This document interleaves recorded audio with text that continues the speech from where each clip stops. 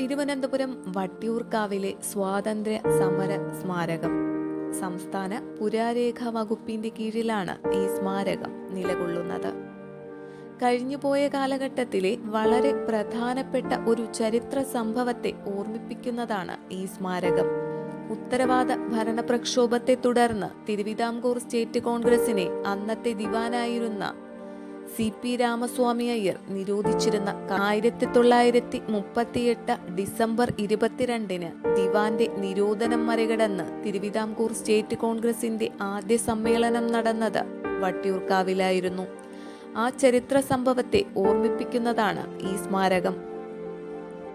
സ്വാതന്ത്ര്യ സമര ചരിത്രത്തിൽ വട്ടിയൂർക്കാവിനെ അടയാളപ്പെടുത്തിയ സ്മാരകം ഇന്നും തലയെടുപ്പോടെ ഇവിടെ നിലകൊള്ളുന്നു.